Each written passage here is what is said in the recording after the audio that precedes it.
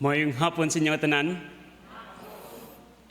Magadayaw kita kag magahimaya sa Ginoo kag ginapangabay ko kamo tanan palihog sa pagatindog.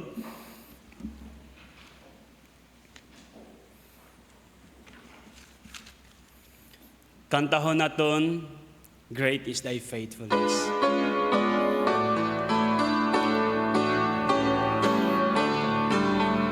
We're now sing, Great is thy faithfulness, O God my Father. There is no shadow of turning with thee. Thou changest not, thy compassions they fail not. As thou hast been, thou forever will be. Great is thy faithfulness, great is thy faithfulness. Morning by morning, new mercies I see. All I have needed, thy hand hath provided. Great is thy faithfulness, Lord, unto me. Summer and winter and springtime and harvest, sun, moon, and stars in their courses above, join with all nature in manifold witness to thy great faithfulness, mercy, and love. Great is thy faithfulness, great is thy faithfulness. Morning by morning, new mercies I see. All I have needed, thy hand hath provided. Great is thy faithfulness, Lord, unto me. Pardon for sin and the peace that endureth. Thy under presence future unto God. Strength for today and bright hope for tomorrow. Blessings all mine with 10,000 beside. Great is thy faithfulness, great is thy faithfulness. Morning by morning, new mercies I see. Needed thy hand hath provided. Great is thy faithfulness, Lord, unto me. Magabasa ako diri sa verse in 2 Corinthians chapter 12, verse 9. And he said unto me, My grace is sufficient for thee, for my strength is made perfect in weakness. For gladly therefore will I rather glory in infirmities, that the power of Christ may rest upon me. Mag-pray kita, Lord, thank you, Gid, sa faithfulness nimo sa tagsa-tagsa sa amon. Salamat, Ginoo, sa grace nimo, tama ka sufisyente sa amon tanan. Thank you, Lord, nga gintipon mo kami liwat sa sininga hapon. Salamat, Gid, sa pagpakigupod nimo sa bilog nga adlaw, sa mga ginaobra, sa mga ginahimo. Salamat, Ginoo, nga ikaw ang amon nga Dios, nga ginasunod sa bugos namon nga kabuhi, bisan pa, Ginoo, sa sininga adlaw. Nagadayaw kami, Ginoo, kag nagapasalamat sa imo. Kaya tagaan mo kami sing kahigyonan liwat nga makatipon sa imong atubangan kaysa sini, Ginoo, nga simbahan nga agad, Ginoo, himayaon ikaw kag dayawon. Ikaw, Ginoo, magapagigupod padayon, Ginoo, sa imong kubos nga lagad sa pagdala sang imong nga mensahe sa subong, Ginoo, nga hapon. Ikaw, Ginoo, maghatag sang kusog, kabakod, kag bisan pa, Ginoo, sa amon man nga managpalamati. Ikaw, Ginoo, gid ang magabulig man. Lord, nagasalig kami sa imo nga balaan nga espiritu nga mo, Ginoo, magapakighambal sa amon tunga sa subong nga hapon. Ikaw Ginoo gid magatudlo sa amon nga mangin mabinatunon sa kung ano man Ginoo ang imong nga pulong nga ipagatudlo sa sining hapon Ginoo. Kakabay Ginoo, tagaan mo kami sing kalipay kapag sik Ginoo sa paghimaya kag pagdayaw Ginoo sa imong ngalan. Updi man namon mga kauturan nga nagapakadto Ginoo sa subong hapon, kabay Ginoo ikaw gid magatipig sa ila dalanon kag kami man Ginoo nga magagwa man sa sining simbahan, kay puno kami Ginoo sing pagdayaw kag paghimaya sa imo. Kag ini akon pangamuyo sa ngalan Jesus. Amen. Pagabalik mo sa paglingkod palihog, kagyatag kontion sa kay pastor sa pagdala sing pulong sa Ginoo.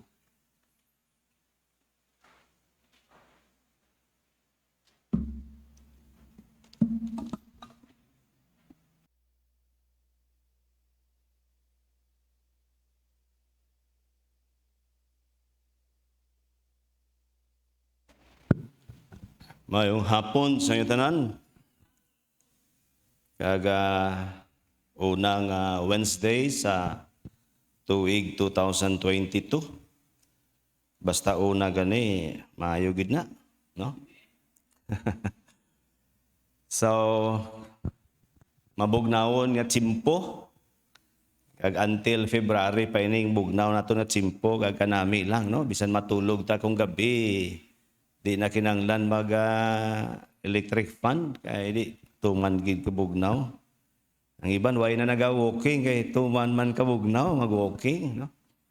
So mayong hapon, kumusta kamo mga utod sa Ginoo? Okay, salamat gid. Magatindog kita kag magatindog kamo kag magapangamuyo kita. Ginoo, salamat kami sa kabuhi subong nga ginhatag nimo sa amon. Salamat gid sang maayong lawas. Salamat sa paghimuno mo sa amon mga kinanglanon. Salamat man Ginoo sa siningation nga kami makasimba sa imo. Iyaman kami sa unahuna kag sa amon man mga kasing-kasing. Kag patawara kami Ginoo sa tagsa kasala nga nahimo namon sa sining adlaw. Ayan, sa amon mga hunahuna, sa amon mga panulok, sa amon kasing-kasing, sa mga panghambal namon. Amon pangamuyo Ginoo nga ikaw gid ang malipay kag mahimaya sa tanan. Sa ngalan ni Kristo Jesus. Amen. Magapungko kamo. Magapadayon kita sa pagtuon sa sining topic, Believer's Walk. Kung madumduman ninyo nga last November na tunaan naton ang walking in the truth. May ara pa bala isa ka butang nga magahatag sang kalipay sa mga alagad sa Ginoo. Kag bisan man sa mga Kristohano amoy na bala nga makita ikaw nga nagasunod kag nagalakat suno gid sa kamatuoran.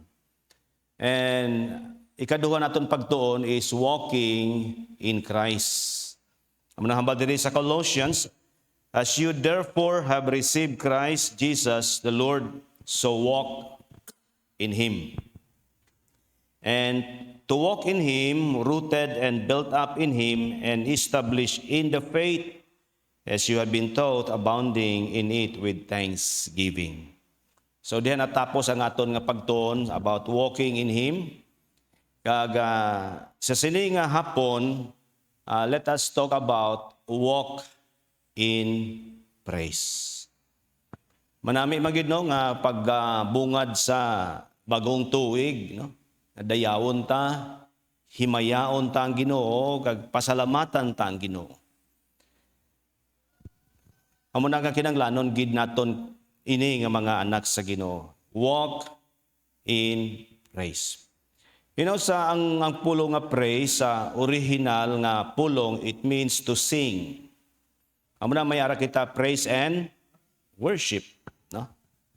And to tell of, that is, amo na ang meaning niya. No? In simple terms, it means to be thankful for God's blessing and to declare kung ano man siya, kag sino man siya.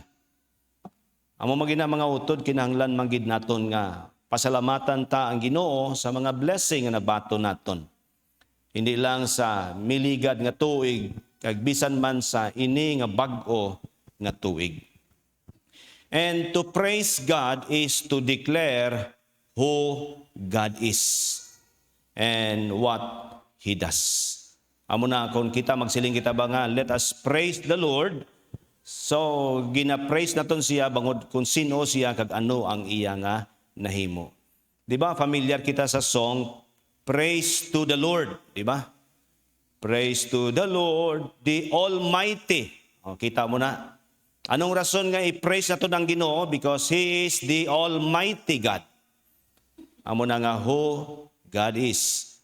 Kung imong basahon dira sa Psalms, wala dira sa aton nga screen, Psalms 146 verse 1. The Bible says, praise the Lord, O my soul. While I live, I will praise the Lord, and I will sing praises to my God while I have my being. Amoy ini ang iyang resolution sa iyang kabuhi. Nga hambal niya, I will praise the Lord while I live. I hope mga utod sa Ginoo, no? Nga as long kita may kabuhi, as long kita nagaginhawa, let us continue praising the Lord. Kag sa ano nga rason nga we will praise the Lord? In verse 6, ara din na, mention din na, bangod kay siya, creator, siya, ruler. Amoy niyo, who God is. We praise the Lord because God is the creator and God is the ruler. And verse 7, kung imong basahon sa verse 7, the same chapter, provider, healer, and comforter of what He does. Amo na mga abyan nga we all have the reason to praise the Lord. Kaya hindi lang siya nagtuga sa imo, hindi lang siya sovereign sa imo, supreme sa imong kabuhi, but ang Ginoo is the provider, healer, and comforter. Hindi lang sa miligad nga mga tinuig, kundi bisan pagbungad sa 2022, God is still our provider and healer, and He is our comforter. Now, walk in praise. Ang aton text dira makita sa Ephesians, pakibukas dira sa Ephesians chapter 5, and then verse 18, 19, and 20. The Bible says, do not be drunk with wine, in which is dissipation, but be filled with the Holy Spirit. Now, ang hambal balat sa Hilonggo, i-translate ko lang, hindi ka mo magpahubog kay ini, pagpatuyang lang sa inyo kabuhi. Sa baylo, magpuno kamo sang Espiritu Santo. And verse 19, speaking, no, to one another in psalms and hymns and spiritual songs, singing and making melody in your heart to the Lord. Now, una mga abyan, makita natin diri sa verse 18, do not be drunk with wine. Matawag natin ini counterfeit pleasure. Balaan naman natin kung ano ang meaning sang counterfeit, fake pleasure. Diri sa kalibutan mga abyan, may matudtuod gid nga kalipay, kag may counterfeit man nga kalipay. Inda balang dili matuod nga kalipay. Nga para sa mga tao, amo ni ang maghatag sa ilasing kalipay. Pero sa kamatuoran, hindi diay. Ephesians chapter 5. Ara dira, do not be drunk with wine. Amo ni ang counterfeit pleasure sa mga tao nga wala makakilala sa Ginoo. Ngang ila balang kalipay, ara sa mga pagpahubog. Dito kami sa SNR before Christmas and before New Year's Day. Kaya di may ginbakal kami. Kita ko ang mga tao, mabisi sila baklanay. Buta-buta ng ilang mga cart. Go, grabe. So si Mrs. kung magpangita na siya ako, nagalinya na ko, daan. Kay perting linyahanay. Pero naobserbahan ko bala mga abyan, nga ang ila halos damo, no? Nga nagabakal, halos mga ilimnon. Lantaw ko sa ilang cart po, kain ko pila ni, kini nga ilimnon ma, siguro gamay lang 5,000 sini, gamay lang 10,000 sini. Kaya hindi basta-basta nga mga ilimnon, hindi mga Red Horse, hindi mga Hinebra, kundi mga Fondador, Johnny Walker, Inabalang mga stateside bala, kag mga malahalon, gid mga ilimnon, amo ni ma. Ambal ko sa iya. Bangod kay para sa ila, ang Pasko, hindi kumplito kung walay bino. Para sa ila, hindi nila ma-enjoy ang New Year kung walay inom-inom. Amo ni matawag naton mga abyan bala nga counterfeit pleasure. Na para sa ila, hindi kumplito ang isa ka okasyon kung walay inom-inom. And amo nang hambal din sa pulong sa Ginoo, do not be drunk with wine. Kita mo to, nakabasa kita, nakabati kita sa news, yung may ginpatay. Sa anong rason? Sa inom lang. Di ba? Amo nang tawag doon counterfeit pleasure. Latawa ba lang, kung may mga kasal, may mga dedication kung isa, may mga inunta, anniversary, may mga birthday. Ano ang ginapangita sang tao? Hindi kaon lang. Mas prefer pa nila ang ilimnon kaysa kaon, di ba? Munang iban, gatago-tago, kay nahuya. Pero mga utod, hambal din sa pulong sa Ginoo, do not be drunk with wine, which is dissipation. Now, no pleasure that derives its satisfaction from the gratification of the desires of the flesh. Always remember mga abyan that drunkenness leads to moral, mental, and physical disorder.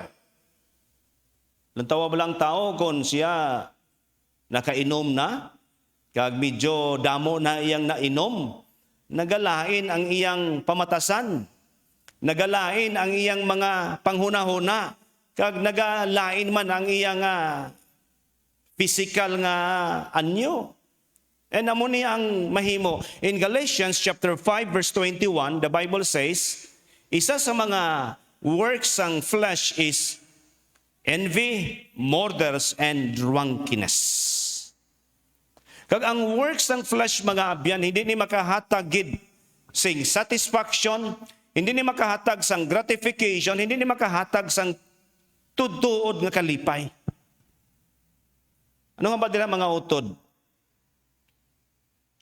Do not drink with wine in which is dissipation. Now, ang word nga dissipation is to be wasted. Or it points to the wastefulness and destructions of property, relationships, and life that often go along with drunkenness. Wala sila kay balo-bala nga ang pag-inom is wasteful. It is a waste of time, a waste of money. Di, wala ko kay balo mga abyan kung pila gid bala ang presyo sa Red Horse Subong. Pila gid bala ang presyo sa mga hinibra. Butang ta lang, hindi ka nahilig mag-inom sa mga amuna nga mga ilimnon. Pero kay gusto nimo amo ni si Fundador, amo ni si Johnny Walker, kay di mga manami nga mga bino. Pila ang isa ka botilya? Siguro makasiling kita, bisan lang magsiling na 600. Waste of money. Damo may kwarta, pastor. Bisan damo ka kwarta, waste of money. Inang 600 mga abyan, 3 na kamanok nga litson nga pwede makaon sa bilog mo nga pamilya. Pero kung mag-imo lang ng iinom, ikaw lang ang nag-inom. Kag dili lang sina. Is also a waste of property. Kay kung ang tao gani mahubog na, di galain ang iyang moral nga pamatasan, kisa gapang muka sa mga gamit, gapang haboy sa mga gamit. Amo na ang tao nga hubog na.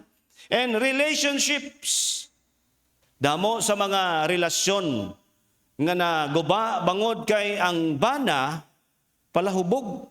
Pati ka mo? Damo sa mga kabataan nga nadula ang ilang respeto sa ilang ginikanan kay ang tatay palahubog. O bisan man vice versa, may mga ginikanan nga dili palahubog pero ang kabataan palahubog. Di ba? Gaguba ang relasyon. And life, as I said mga abyan, damo sa mga kabuhi nga napatay sa isa ka rason, bangod lang sa inom. Di ba? Itong nakita ko sa GMA, nga daw hubog na siguro to ang ilang neighbor siguro nga nag-agi sila na nakamotor, kita man siguro to ninyo. Na medyo ay probably bastos ang iyang asawa o ano. Di pag grahe sa motor, balikan sila kag gintiro sila. Sa ano nga rason mga abyan? Amo na mga utod sa ginubala as I said, nga kung ang tao na gani napunan siya sa espiritu, hindi sa espiritu sa Ginoo kundi sa bino, then it leads to moral, mental, and even physical disorder. Drunkenness robs the drinker of all self-control. Bala kung may ara pa bala isa ka butang nga madula sa kabuhi sa isa ka drunkard. Amo ni ang iyang self-control na hindi na siya makapugong sa iyang kaugalingon. Hindi na siya makapugong sa iyang hunahuna, sa iyang baba, sa iyang mga ginahimo tanan. Out of order na. Amo na mga abyan nga kung isa damo gakalamatay, damo nagailaway, bangod lang sa sini nga mga problema. Now in Proverbs 23 verse 29, sino, amo nang una gid ha, pamangkot ina, sino ang tao nga miserable? Sino ang tao nga nagapangaway? Sino ang tao nga nagareklamo? Nagakapilasan sang walay rason o nagakapamula ang mata. Sino ini? Verse 30, ginsabat siya. Siya amo ang tao nga palahubog. Kita mo mga utod. Kung may tao pa sa kalibutan nga miserable, palaaway, palalikramo, amuning tao nga palahubog. Lantawa bala? May mga tao nga kung hubog na gani sila, anong kabuhay nila? Nagahibi sila. Kung may tao gani nga nahubog na sila, nagapangaway sa ilang abyan, gapangaway sa iyang utod, gapangaway sa iyang asawa, o gapangaway sino man dira. Palaaway. Kag palalikra mo. Kita mo na? Lantawa bala, have you observe nga kung ang tao gani hubog kag mag-uli sa balay nila, gapangita sang pagkaon. Kag inig bukas ang kaldero, kung ang pagkaon, amo lang na, galikramo siya, kung isa ginahaboy niya, amo lang niya aton sudan. Pirmi lang tinapa. Pero kung dili hubog mga abyan, gasiling siya, salamat kay tinapa naman. Amo ni mga abyan, kag ari pagid, verse 33, kag bisan ano na lang ang imo makita, kag hindi ka makahuna-huna sing maayo. Amo ni bala mga utod no, ang isa ka tawo nga palahubog, hindi na makahuna-huna sing maayo. Amo na nga kadamo sa mga palahubog, nakahimo sang mga krimen, bangod kay wala sila nagahuna-huna sing maayo. So mga Kristohanon, diin bala ang aton gid nga kalipay. Tod na may mga Kristohanon nga sa gihapon, bisan na kay balo na sila sa kamatuoran, pero ang ilang kalipay, ari sa gihapon sa mga butang nga wala nagahatag sa matudtod nga kalipay. Amo ning ginapangita nila. Kag amo ini ang espiritu sang bino. Now, walk in praise is Christian joy. Ari diri oh.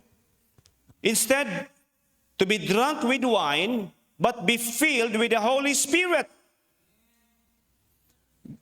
God offers him the best in exchange for the worst. Ano ang pinaka-worst diri mga abyan? Is drunkenness. Ano ang pinaka-the best diri? Is filling with the Holy Spirit. And that's the best. Mga utod, kung gusto kita balasang tudtod nga kalipay, then ari kita diri, be filled with the Holy Spirit. And let us be filled with the Holy Spirit. Naibalanta naman na kung ano ang ginatawag filling with the Holy Spirit. Meaning, let your life and my life be controlled. Kontrolado, pakontrolar kita sa balaan nga espiritu because filling with the Holy Spirit leads to spiritual, moral, mental, and physical wholeness. Mangin healthy kita physically, mangin healthy kita spiritually. Now, may duha ka command diri mga abyan. Do not be drunk and be filled with the Holy Spirit. This was a command spoken to every Christian. So mga Kristohanon, duha gid ang command diri. Do not drunk with wine, but be filled with the Holy Spirit. Now, tanaw tayo the contrast.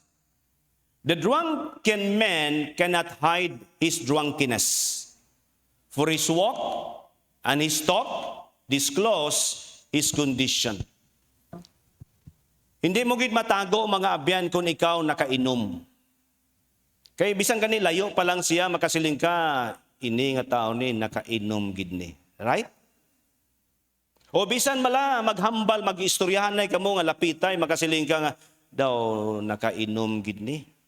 Kay hindi lang baho ang iya nga baba sang bino, kundi ang iya balang mga panghambal, ang iya mga panggiho. So kamo nga nakaaging sini, makaibalo kamo. Right? Kon ano ang tao kon nakainom. Dili makita naton mga abyan. Ang drunken man, ang tao nga hubog, hindi gid matago ang iyang mga panghambal, hindi gid matago ang iyang nga pagpahubog kay nga makita ina paagi sa iyang nga paglakat, paagi sa iyang mga panghambal. But the spirit-filled man attracts attention by his truly separated walk and sanctified walk. Diri makita mo ang contrast mga abyan, nga ang kabuhi sa isa kapalahubog, nagapalayo ang tao. Ang kabuhi sa isa ka tao nga puno sang espiritu, nagapalapit ang tao. That's the contrast. Why? Kaya di makita mo ang iyang paglakat, ang iyang panghambal, nga maka-attract gid sang tao. Ano hambal ko dito sa Cebu, once na gani mahubog ini nga tao ni, maglakat pa lang sa dalan nga nagasigsag na ang iyang lakat. Tanan nga mga ara sa dalan nga mga malam, dili man malam nga naga chika-chika dira sa dalan. Tanan gina iya dalan dagan kay nahibalaan nila nga hubog naman ini nga tao, manakit naman ini. Agbasi masakit kita, di na ganay na tinaguay na sa balay, sa ilang mga balay. So, hambal din sa Ephesians, be filled with the Spirit of God. The inflow of joy will find its outlet in praise. Kung ang imong kasing-kasing bala puno sang kalipay, ang resulta sina mga abyan is praise. That is why the Bible says, let us walk in praise. And to walk in praise, mga abyan, is be filled with the Spirit of God. Bawod kay ang tao nga puno sang Espiritu sang Diyos is a joyful Christians. Amuning matudtuod nga kalipay mga abyan. Ephesians chapter 5, verse 19. Speaking to one another in psalms, hymns, spiritual songs, singing, and making melody in your heart to the Lord. Praise involves outward expression as well as inward enjoyment. It will find expression in speech, in songs, and even in silence. Amo ni ang praise mga abyan. Nga kung ang imong kasing-kasing ba na puno sang kalipay because you are filled with the Spirit of God, gapangita ginising pamaagi nga ma-express inang kalipay sa imong kabuhi. And one of that is praising the Lord. Now, murmuring, complaining, discontent will find no place, for praise to the Lord and deep-rooted in our lives will bubble up from our hearts through our lips. Ephesians, balik kita. Una is speaking to one another in psalms, singing and making melody to the Lord. First is singing to the Lord. Walk in praise, singing to the Lord. The new heart will have a new song, to please the Lord and not to entertain himself or others. Mga biyan, subong, nantawan mo ba lang mga kanta subong? Ang kanta subong makahatag kalipay, himaya sa Ginoo. Isa kung dili man. No? Pero kung ikaw bala anak sa Ginoo, then dapat ang imong kabuhi, ang imong mga pagkanta nga makahatag sang himaya gid sa Ginoo. So, mga abyan, please the Lord sa imo nga pagkanta. Isa, mas memorize ta ang kanta sa kalibutan kaysa kanta sa Ginoo, no? Dumduman ko lang bala nga sang si Idemisa, bago lang na Kristohan nun. Kaga nag-concert siya dito sa Cagayan de Oro. Akala sa mga tao nga ang iyang kantahon, mga wordless song, like kanta ni Elvis Presley. Pero ang iyang kanta mga abyan, mga kanta nga nagahimaya, nagahatag kalipay sa Ginoo. That is why when Idemisa sings ang tawag nga, I want Jesus more than anything else.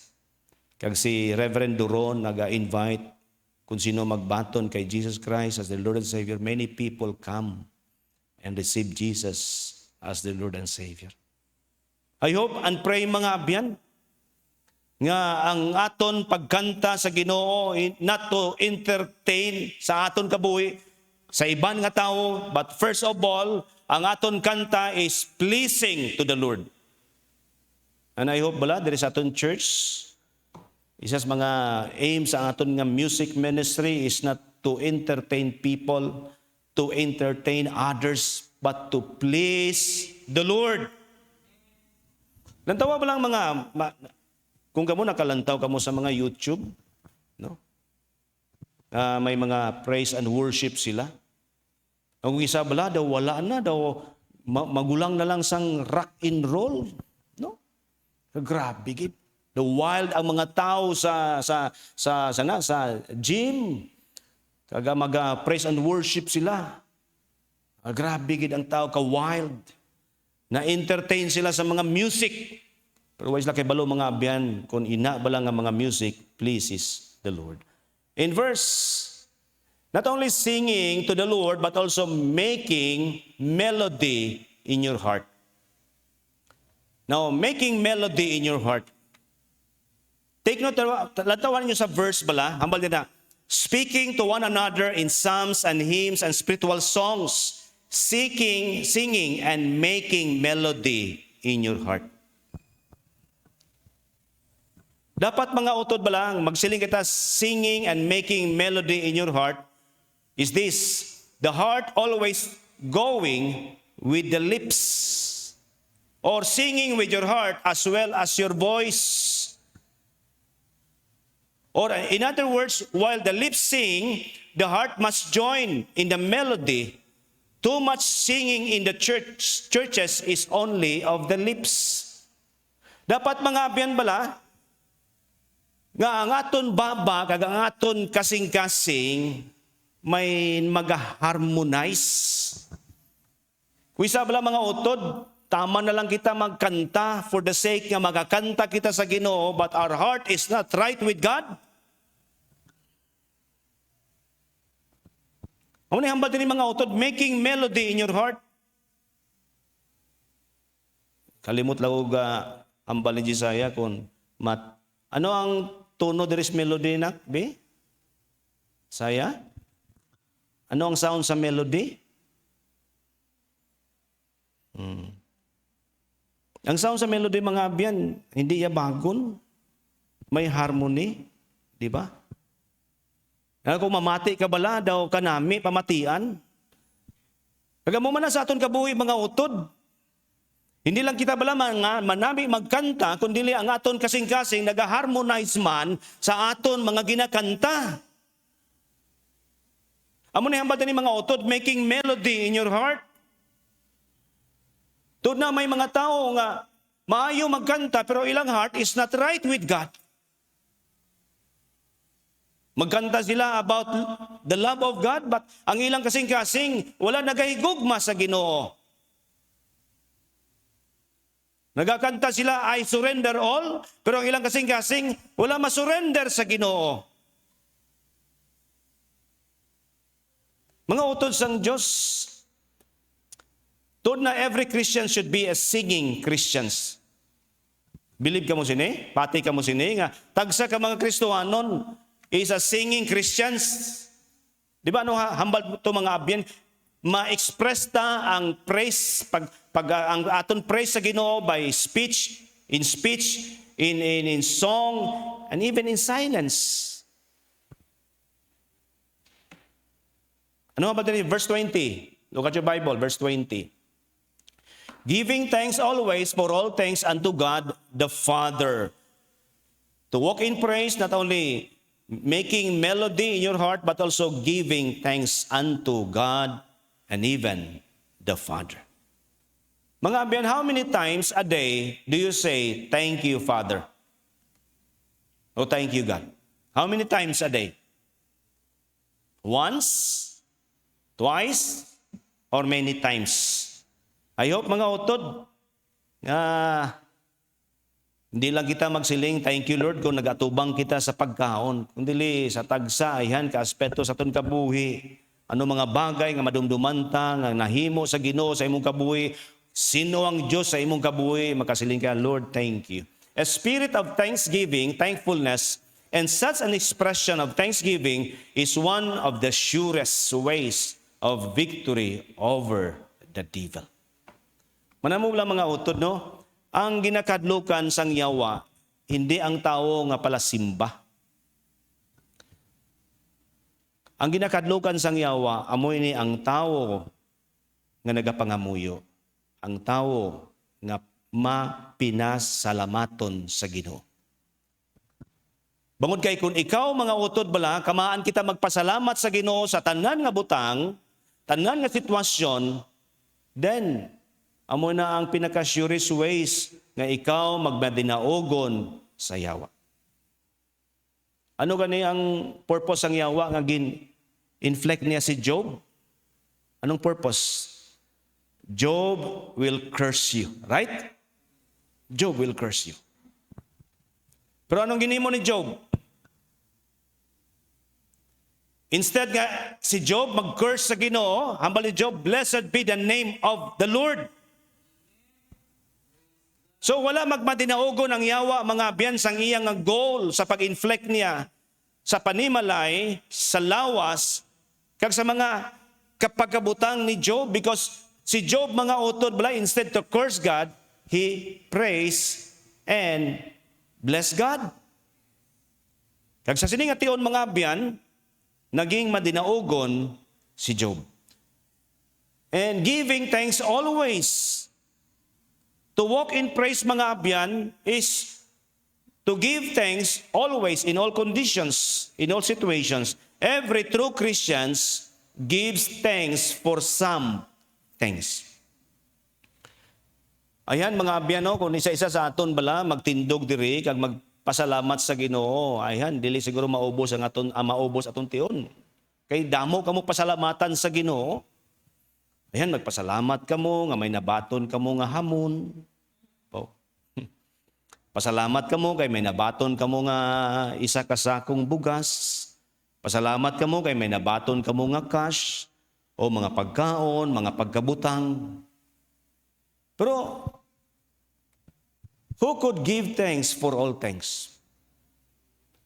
Nga makasiling ka, salamat Ginoo sa problema. Salamat Ginoo sa kawadon, salamat Ginoo sa amon ni. Pwede mga utod makapasalamat kita sa Ginoo sa ano nga iban nga mga bagay, pero the question is who could give thanks for all things, and sometimes very hard. That is why mga ambiyan, hambal din sa pulong sa Ginoo, give thanks always for all things unto God and the Father.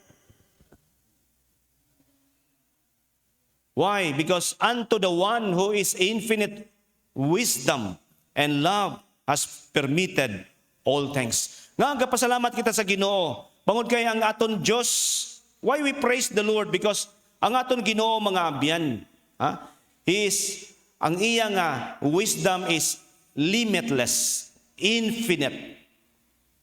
Kag God is love. Tanan ini nga kahitabo sa aton kalibutan, He permitted all things, whether of joy, sorrow, of pleasure, or pain, or gain, or loss, and who has permitted them for the very purpose. Ginpermiso ini sa Ginoo mga abyan, bangod kay God has a purpose. Sa approach matapos ang tuig 2021, sa December. Salamat kita kay nagmubo na ang kaso sa COVID, di ba? Ko ay salamat. Base by January, dayo na gid ang face-to-face classes sa mga kabataan kay base madula na gid. Gamay ng cases, 100, 200 na lang ang cases every day. Pero sa nagalantaw ka sa TV, bala nga naga-approach na ang 25, nagalapit na ang 31, nga wala na social distancing sa Baclaran, sa Divisoria, sa mga mall, sa mga plaza, sa mga marketplace. Hambal ko, mudak ko naman ni ang kuhani. Natuod gid no? But you know mga abyan, kag nag-iksi naman si Omicron, hindi man siya magpapirde kay Delta. Subong. According sa Okta Research, probably by end of January, mupik kita sa 30,000 a day. Di ba? Ang iban nga mga pungsod mga abyan, tag 240 plus thousand a day kaso. So ano mga utod? I do believe nga ini tanan ginpermiso sa Ginoo bangon kay as we have learned always mga abyan, because God has a purpose. Hindi naton malambot ang kaalam sa Ginoo. Ang aton Diyos maalam. Kag tunga sa iyang kaalam, ang aton Ginoo mahigugmaon man agin permiso niya ini tanan. In Romans, let us read this verse mga abyan, begin. And we know that all things work together for good to them that love God, to them who are called according to His purpose. Mga abyan, manamigid nga umpisan ta ang atong tuig 2022 by walking in praise. Let us praise the Lord of who God is and what He has done. Let us pray. Ginoo, salamat gid kay ikaw ang amon Diyos, makagagahom Ginoo. Ginoo, salamat sa mga butangan na himo nimo sa amon kabuhi. Buligi kami Ginoo, na sa tanan nga tion sa amon kabuhi, pangitaon namon Ginoo ang kalipay nga ara gid sa imo. And Ginoo, buligi kami nga mapuno Ginoo sang imong balang espiritu. Kag magpakontrolar kami Ginoo sang imong espiritu sa kag amo ni magahatag sa amon sing tuman Ginoo nga kalipay. Patawara kami sa amon mga sala, i-bless kami bisan man sa amon na ibilin nga tinion subong sa ngalan ni Kristo Jesus. Amen. God bless you and good afternoon.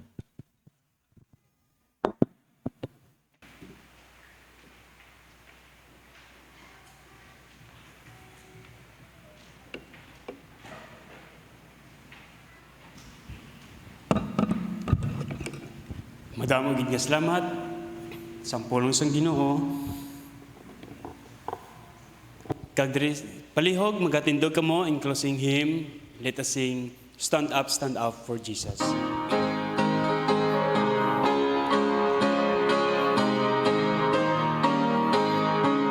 Ready now, sing Stand up for Jesus, ye soldiers of the cross. Lift high his royal banner, it must not suffer loss. From victory unto victory, his army shall he lead, till every foe is vanquished, and Christ is Lord indeed.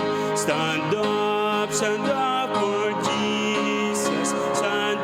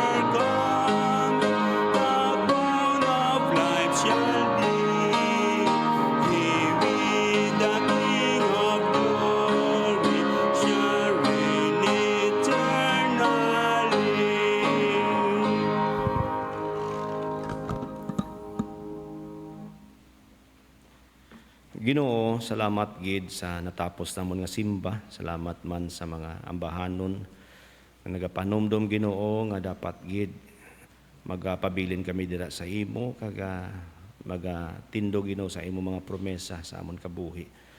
Buligi kami Ginoo nga magapakontrolar sa imong espiritu Ginoo. Agod nga makagabuhi kami nga may pagkalipay kag pagdayaw Ginoo sa imo sa tanan nga tion. Patawara kami sa amon mga sala. Di kami sa amon nabilin nga mga oras Ginoo subong sa amon pagpangamuyo. Sa ngalan ni Kristo Jesus. Amen. Amen.